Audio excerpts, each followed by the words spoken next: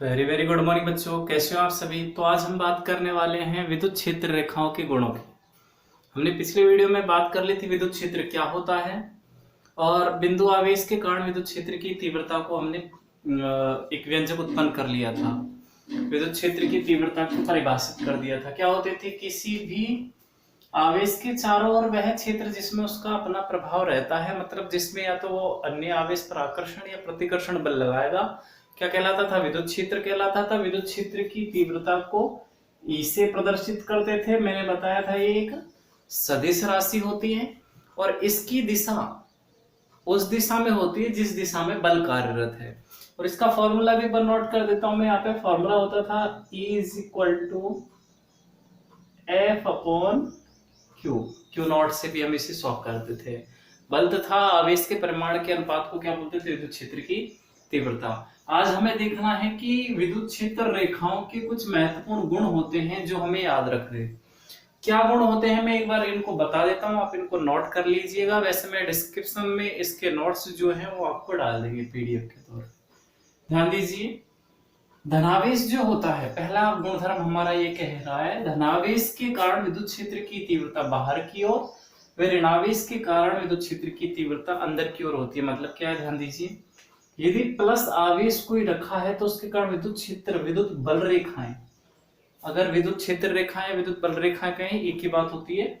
और इन किसी भी आवेश के चारों ओर क्षेत्र को ऐसे रेखाओं द्वारा प्रदर्शित किया जाता है, काल्पनिक रेखाओं द्वारा। तो धनावेश के कारण ये बाहर की तरफ ऐसे शो करेंगे हम इनको, और ऋणावेश अगर होगा तो उसको अंदर की ओर शो करेंगे ऐसे। ठीक है, तो पहला गुणधर्म ये होता है, विद्युत क्षेत्र की तीव्रता की दिशा कह सकते हो आप, धनावेश के कारण बाहर की ओर होगी और ऋणावेश के कारण क्या होगी, अंदर की ओर होगी।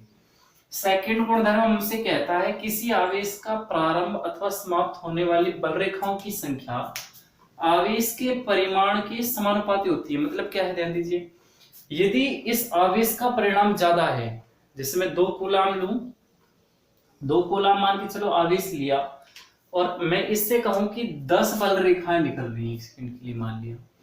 अच्छा, अगर मैं 4 लूंगा तो ये 20 हो जाएगा, 6 लूंगा तो ये 30 हो जाएगा। मतलब आवेश का परिणाम ज्यादा करूंगा तो विद्युत बल रेखाओं की संख्या भी अधिक होगी। मतलब क्या है, बल रेखाओं की संख्या जो है किसके, आवेश के परिणाम के समानुपाती होती है। आवेश बढ़ाओगे तो, आवेश का परिणाम बढ़ाओगे तो विद्युत बल रेखाओं की संख्या भी बढ़ेगी, आवेश का परिणाम घटाओगे तो विद्युत बल रेखाओं की संख्या भी घटेगी। नेक्स्ट कहता है हमारे पास, दो विद्युत क्षेत्र रेखाएं कभी एक दूसरे को नहीं काटती, कभी परस्पर नहीं काटती। क्यों? यदि वो काटेंगी तो कटान बिंदु पर विद्युत क्षेत्र की 2 दिशाएं होंगी, और एक ही बिंदु पर, मैं मान के चलूं यहां पर अगर ऐसा कहूं इसमें बाहर की ओर भी दिशा है और अंदर की ओर भी, तो ऐसा संभव नहीं है।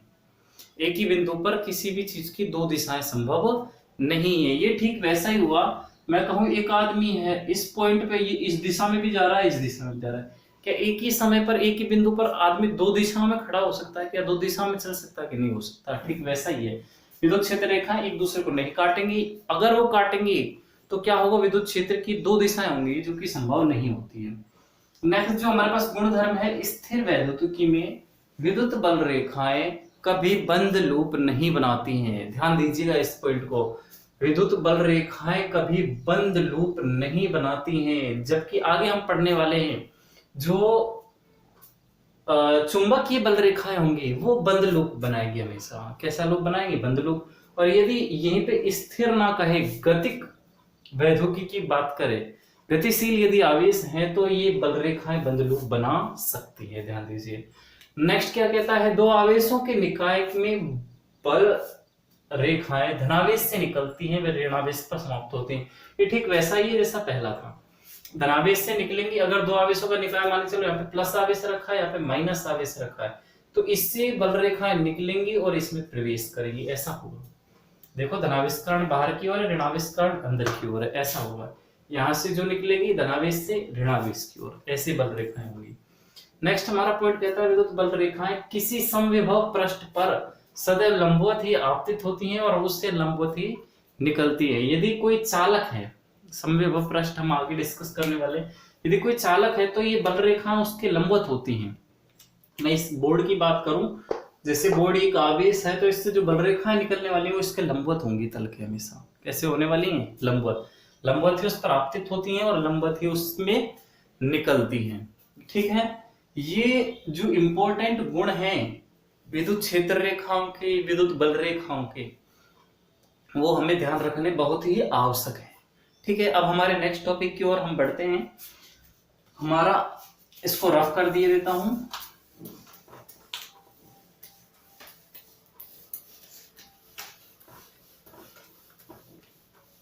इसको रफ कर देते हैं।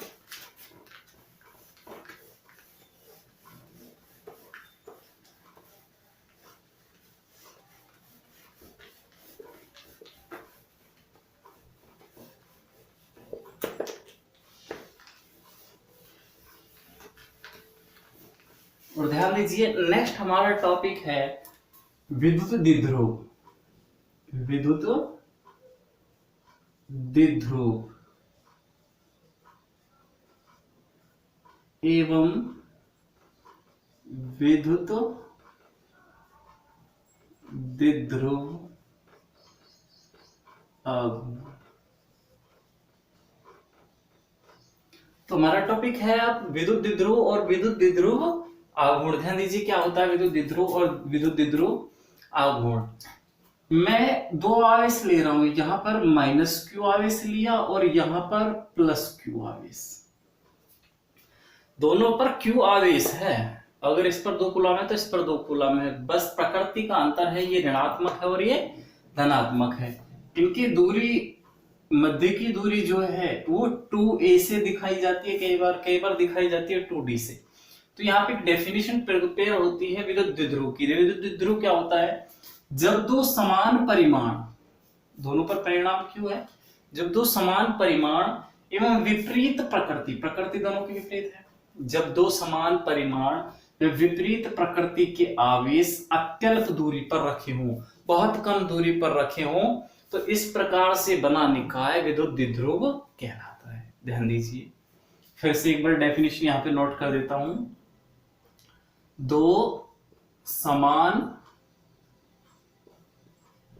परिमाण व विपरीत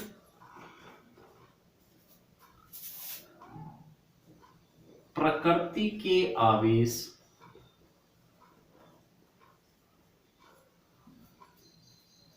अत्यल्प दूरी पर स्थित हों तो आवेशों के इस निकाय को, आवेशों के इस निकाय को विद्युत द्विध्रुव कहते हैं।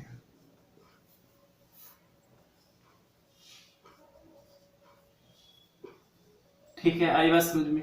क्या है विद्युत द्विध्रुव? यदि तो समान परिमाण होना चाहिए, प्रकृति दोनों की विपरीत होनी चाहिए, बहुत कम दूरी, अत्यल्प दूरी पर रखे हैं, तो इस प्रकार से जो हमें निकाय प्राप्त होगा उस निकाय को हम कह देंगे विद्युत द्विध्रुव। ठीक है, अब इसमें क्या होता है, विद्युत द्विध्रुव आघूर्ण क्या होता है, ध्यान दीजिए। विद्युत द्विध्रुव आघूर्ण, इसको परिभाषित करने वाले हैं। जब ये दोनों विपरीत प्रकृति के आवेश परस्पर रखे होते हैं तो इनमें क्या होता है कि घूर्णन उत्पन्न होता है। क्या उत्पन्न होता है? घूर्णन उत्पन्न होता है, जिसके कारण जब इसको विद्युत क्षेत्र में रखा जाता है, इस पर बल कार्यरत करता है। जब इसको विद्युत द्विध्रुव को विद्युत क्षेत्र में रखा जाएगा तो इस पर क्या होगा, बल काम करेगा, और बल जो है, बलाघूर्ण काम करेगा, -q आवेश और +q आवेश। ऐसे जब इनको विद्युत क्षेत्र में रखा जाएगा, ऐसे ये विद्युत क्षेत्र है, तो इस पर क्या करने वाला है, बल जब यदि हम निकालें तो E का मान होता है हमारे पास, E = F/Q। तो यहां से हमारे पास F हो जाएगा E × Q। तो इस पर बल जो है E × +Q हो जाएगा, इस पर जो बल है Q E माइनस का हो जाएगा। तो बल जो है वो तो ये इस दिशा में लगेगा, ये ठीक है, ये बल तो समान परिणाम होंगे, लेकिन इनकी जो क्रिया रेखा है वो इस पर एक बल आघूर्ण का निर्माण करेगी, इसको घुमाने का प्रयत्न करेगी। तो ये द्विध्रुव जब घूमेगा तो इस पर इसका आघूर्ण जो है, घूमना जो है, वही द्विध्रुव आघूर्ण होगा। ध्यान दीजिए, इसको कैसे परिभाषित कर सकते हैं हम।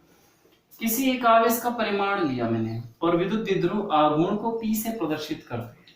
द्विध्रुव आघूर्ण जो है उसे P प्रदर्शित करते हैं, उसका फॉर्मूला होता है Q इंटू 2a। यदि ये दूरी 2a ली है तो कई बुकों में क्या किया होता है, इसको 2d लिया होता है। तो ध्यान दीजिए, किसी एक आवेश का परिमाण, किसी भी एक आवेश का परिमाण समान है दोनों पर, और उनके मध्य की दूरी के गुणनफल को हम कहते हैं विद्युत द्विध्रुव आघूर्ण। तो यहाँ पर हमारे पास विद्युत द्विध्रुव आघूर्ण की भी डेफिनेशन हो जाती है कि किसी एक आवेश के परिमाण, आवेश के परिमाण व उन आवेशों की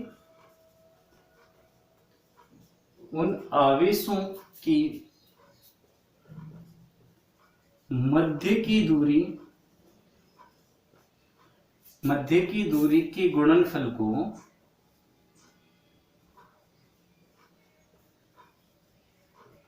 विद्युत द्विध्रुव आघूर्ण कहते हैं। ठीक है, दोनों परिभाषाएं क्लियर हुई। पहला है विद्युत द्विध्रुव। तो विद्युत द्विध्रुव एक निकाय है जिसमें दो समान परिमाण के आवेश अत्यल्प दूरी पर रखें, तो इस प्रकार का निकाय तो कहलाएगा विद्युत द्विध्रुव। विद्युत द्विध्रुव आघूर्ण क्या होगा, किसी भी एक आवेश का परिमाण, कोई सा भी ले लो, और उनके मध्य की दूरी का गुणनफल जो है विद्युत द्विध्रुव आघूर्ण कहलाएगा। इसी P से प्रदर्शित करते हैं। यदि इसके मात्रक की यदि मैं बात करूं तो मात्रक बता सकते हो क्या होगा। ध्यान दीजिए, आवेश का मात्रक कूलम, 2a क्या है, उनके मध्य की दूरी, दूरी का मात्रक क्या होता है, मीटर। तो हमारे पास मात्रक आ जाता है विद्युत द्विध्रुव आघूर्ण का कूलम इंटू मीटर। अच्छा, इसकी विमा की बात करूं, विद्युत द्विध्रुव आघूर्ण की विमा कई बार पूछ ली जाती है, तो M/L/T और A के रूप में इसकी विमा होगी M0L1T1A1, इसकी विमा होती है M0L1T1A1, ये इसकी विमा है विद्युत द्विध्रुव आघूर्ण की। अब हमारे पास एक डेरिवेशन है करने के लिए जो हम सॉल्व करने वाले हैं आज की क्लास में। ये हमें लर्न रखना पड़ेगा, विद्युत द्विध्रुव और विद्युत द्विध्रुव आघूर्ण।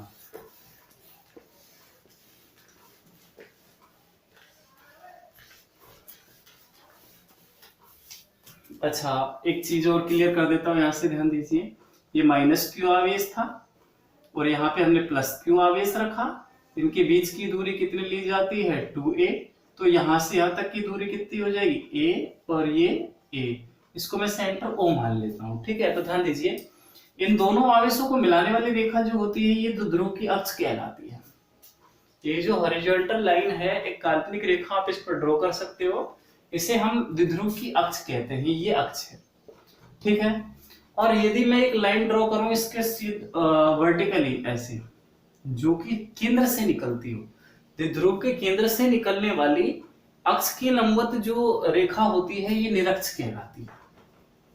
क्या कहलाती है, द्विध्रुव की निरक्ष। तो ये दोनों आवेशों को मिलाने वाली जो काल्पनिक रेखा है वो तो द्विध्रुव की अक्ष कहलाएगी, और द्विध्रुव के केंद्र से जाने वाली, द्विध्रुव को मिलाने वाली रेखा अर्थात अक्ष के लंबवत रेखा जो है वो क्या कहलाएगी, निरक्ष, केंद्र से जानी चाहिए। ठीक है, अब हमें जो डेरिवेशन करना है वो इससे रिलेटेड ही है। हम अक्ष पर कोई बिंदु ले लेंगे यहाँ पे और उस पर हम विद्युत क्षेत्र की तीव्रता निकालने वाले हैं। ध्यान दीजिए, हमारा नेक्स्ट जो डेरिवेशन है वो यही है, विद्युत द्विध्रुव की अक्ष पर विद्युत क्षेत्र की तीव्रता। ठीक है, ध्यान दीजिएगा क्या करने वाले हम, विद्युत द्विध्रुव की अक्ष पर कोई बिंदु स्थित होगा जिस पर हमें विद्युत क्षेत्र की तीव्रता का व्यंजक उत्पन्न करना है। तो इसके लिए मैं क्या कर रहा हूं, ध्यान दीजिए, एक मेरे पास यहाँ पे मैंने एक द्विध्रुव ले लिया माइनस क्यू और इधर रखा है प्लस क्यू, इनके मध्य की दूरी ये ए और ये ए, 2a हो गई। इस बिंदु को नाम दे दिया O। ठीक है, ये द्विध्रुव हो गया। दो आवेश जिन पर परिमाण समान है, प्रकृति विपरीत है, कल्प दूरी पर रखे हैं, तो क्या हो जाएगा, विद्युत द्विध्रुव। अब इसकी अक्ष, दोनों को मिलाने वाली रेखा ये अक्ष है। ठीक है, अक्ष पर कोई बिंदु मान के चलो, मैंने यहाँ पे एक बिंदु ले लिया P, इस पर हमें विद्युत क्षेत्र की तीव्रता निकालनी है। यही तो हमारा हेडिंग, विद्युत द्विध्रुव की अक्ष पर विद्युत क्षेत्र की तीव्रता।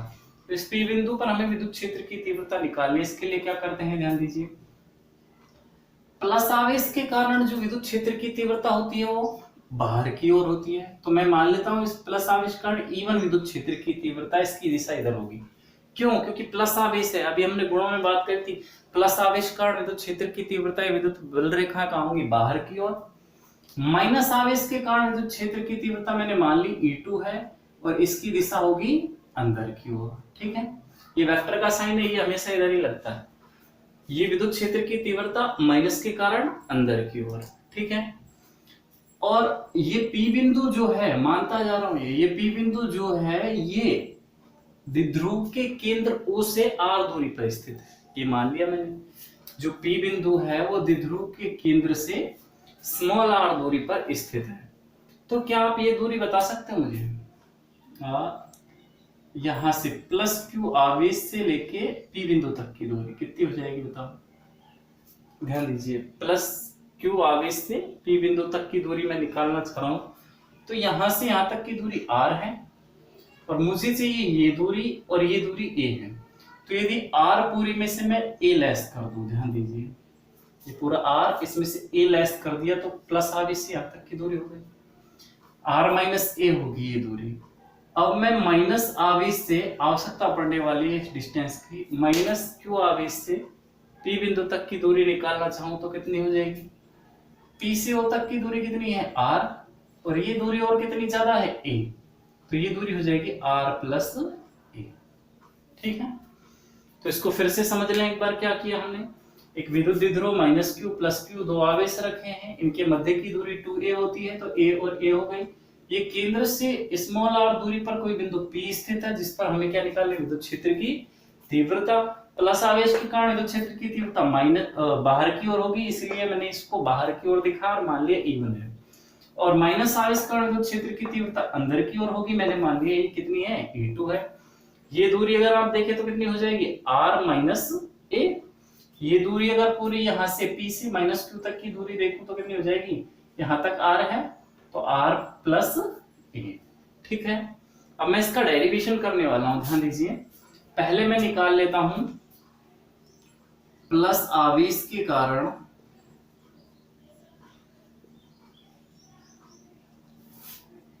P बिंदु पर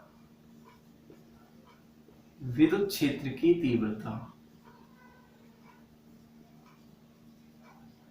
तो प्लस आवेश कारण हमने विद्युत क्षेत्र की तीव्रता कितना लिया था, E1। तो E1 वेक्टर यदि मुझे निकालना है तो कितना हो जाएगा, k q upon r square. अच्छा, r प्लस क्यू आवेश से P तक की दूरी, तो r स्क्वायर का क्या होगा यहाँ पे, ध्यान दीजिए, r माइनस a का स्क्वायर, ये तो डिस्टेंस है। प्लस आवेश से लेके P तक की दूरी कितनी है, r माइनस a, तो के क्यू अपॉन आर स्क्वायर। विद्युत क्षेत्र की तीव्रता का हमने फॉर्मूला पीछे निकाल लिया था, के क्यू अपॉन आर स्क्वायर होता है, r यहाँ पे ये दूरी हो। अच्छा, इसकी दिशा किस दिशा में, ध्यान दीजिए, इस पॉइंट को यदि मैं a मानूं, इस पॉइंट को b मान लेता हूं, तो ऐसा लिख सकता हूं, इधर इसकी दिशा होगी bp दिशा में। ठीक है, b से p की दिशा में होगी, p की ओर। ऐसे में निकाल रहा हूं, माइनस क्यू आवेश के कारण से विद्युत क्षेत्र की तीव्रता, इसे मैंने माना है E2 वेक्टर। तो ध्यान दीजिए कितनी हो जाएगी, माइनस क्यू आवेश है तो k माइनस का q। ठीक है, माइनस क्यू आवेश है तो माइनस क्यू ले लिया। अच्छा, r कितनी होगी, माइनस क्यू से p तक की दो डिस्टेंस है r प्लस a, तो r प्लस a का स्क्वायर। इसकी दिशा माइनस के कारण अंदर की ओर होगी, तो मैं लिख सकता हूं pa दिशा में, pa दिशा में, माइनस का अंदर होगी तो P से A की ओर होगी इसकी दिशा। इतना हुआ। यदि हमने प्लस आवेश कारण विद्युत क्षेत्र की तीव्रता निकाल ली, माइनस आवेश कारण विद्युत क्षेत्र की तीव्रता निकाल ली, तो अब हम निकालेंगे परिणामी विद्युत क्षेत्र की तीव्रता। ध्यान दीजिए, मैं कहूं एक वस्तु पर 10 न्यूटन बल इधर लग रहा है और 5 इधर लग रहा है। ये एक वस्तु है, 10 न्यूटन बल इधर लग रहा है, 5 इधर लग रहा है, तो परिणाम बल कितना होगा? 5 न्यूटन। वस्तु को आप 10 न्यूटन से इधर धक्का दे रहे हो, 5 से इधर खींच रहे हो, तो कितना बल लगने वाला उस पर? परिणाम स्वरूप 5 न्यूटन बल लगेगा। तो मैं परिणामी विद्युत क्षेत्र की तीव्रता निकाल लूंगा, मतलब दोनों विद्युत क्षेत्र की तीव्रताओं को जोड़ने वाला हूं। ऊपर वाला रफ कर देता हूं मैं। किसी डायग्राम की आवश्यकता हमें नहीं पड़ने वाली।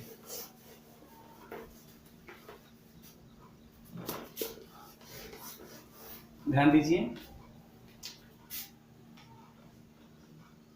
परिणामी विद्युत क्षेत्र की तीव्रता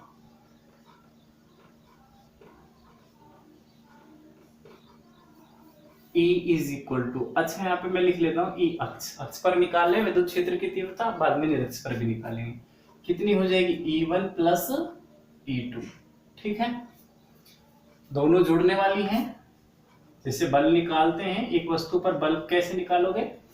जैसा भी मैंने कहा था, एक वस्तु यहाँ पर है, इधर 10 न्यूटन लग रहा है, इधर 5 न्यूटन, तो टोटल कितना लगेगा कुल मिलाकर? 5 न्यूटन इधर की ओर लगेगा। अब यदि ये 5 न्यूटन भी इधर ही लग रहा होता तो कुल बल कितना हो जाता? 15 न्यूटन। ऐसे ही तो हो जाता। मतलब दिशा अगर समान है तो जुड़ जाएंगे, अगर विपरीत है तो घट जाएंगे। तो वैसा ही अगर माइनस नहीं लगाओगे तो दिशा के कारण क्या होगा? घट जाएगा। माइनस नहीं लगाओ तो भी चलेगा। ठीक है, यहां से हटा देते हैं ये। तो यहां पर आ गया के क्यू आर माइनस ए का होल स्क्वायर प्लस, दूसरी ओर है हमारे पास माइनस, लिख लेता हूं अगर माइनस है तो, के Q upon are plus A का होल स्क्वायर हो गया। अब इसकी भी आवश्यकता नहीं है, सेम सिंपल कैलकुलेशन अब बाकी है और एकदम इजी वे में इसको हम सॉल्व करने वाले हैं। कुछ भी नहीं, अगर यहाँ तक कर दिया तो आपने पूरा जो डेरिवेशन है वो सॉल्व हो गया है, मान के चलो। ध्यान दीजिए, अक्ष पर विद्युत क्षेत्र की तीव्रता निकालने वाले हैं। कुछ कॉमन दिख रहा है? के क्यू कॉमन है, इसको तो बाहर निकाल लो। ठीक है, यहां पे बचेगा 1 अपॉन आर माइनस ए का होल स्क्वायर, के क्यू बाहर निकाला, आर प्लस ए का होल स्क्वायर। इसको हम सॉल्व करने वाले हैं। ध्यान दीजिए, अक्ष पर विद्युत क्षेत्र की तीव्रता के क्यू कितना आएगा? एलसीएम हम इनका ले लेते हैं। ध्यान दीजिए, इसको यहाँ पे और इसको यहाँ पे, आर प्लस ए का whole square minus R minus A का whole square upon R minus A का whole square R plus A का होल स्क्वायर। ठीक है, ध्यान दीजिए, ई अक्ष पर विद्युत क्षेत्र की तीव्रता, सेम वही लेके चल रहा हूं मैं। कैसे सॉल्व करेंगे? के क्यू, यहां पे हमारे पास फॉर्मूला प्रिपेयर हो रहा है, एक फॉर्मूला निकल के आ रहा है a प्लस बी का होल स्क्वायर, जो कि होता है A square plus B square plus 2ab। A होता है, तो इसमें हम फॉर्मूला लगा देते हैं R square plus A square plus 2ra। Same ऐसा ही यहाँ पे फॉर्मूला लग रहा है a माइनस बी का, तो वो लगा देते हैं R square plus A square minus 2ra। ये होता है। अब ध्यान दीजिए, इसको मैं ऐसा लिख रहा हूं, R square minus A square का होल स्क्वायर। ठीक है, इसको नहीं समझ में आया हो एक बार देखिए क्या कैसे लिखा हुआ है मैंने। ध्यान दीजिए, ऐसे लिखूंगा लास्ट में, इसको 2 बार लिख सकता हूं, आर माइनस ए हुआ, इसको 2 बार लिखा आर प्लस ए। अब इसको और इसको एक साथ रखो तो कितना हो जाएगा? ए minus B, A plus B, क्या होता है? A square minus B square. ये तो फॉर्मूला होता है। बाकी का इधर कर लेते हैं हम, थोड़ा इंक डाल लेते हैं इसमें।